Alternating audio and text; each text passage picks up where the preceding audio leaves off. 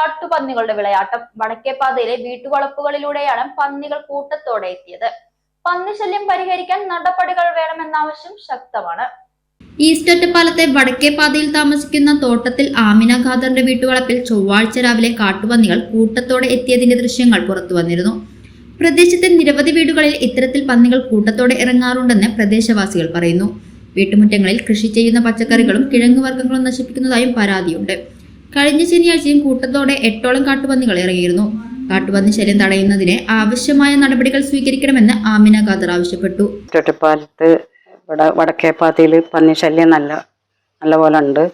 പിന്നെ എൻ്റെ വീട്ടിൽ മിക്കവാറും ദിവസങ്ങളിൽ 5ഉം 8ഉം പന്നികൾ വരുന്നുണ്ട്. അപ്പോൾ അവരിവിടുന്ന് എങ്ങനെയും തുരത്തണം. കൊല്ലാൻ ഞാൻ പറയണില്ല, പക്ഷേ എവിടെയെങ്കിലും കൊണ്ടുപോയി വീട് എന്തെങ്കിലും ചെയ്തിട്ട് നമുക്ക് കൃഷിക്കൊക്കെ തന്നെ ചെടികൾ കൃഷി ഇതൊക്കെ തിന്ന് നശിപ്പിക്കുകയാണ്. അപ്പോൾ അതുകൊണ്ട് അതിനെ അധികാരികൾ എന്തെങ്കിലുമൊക്കെ നടപടിയെടുക്കണം.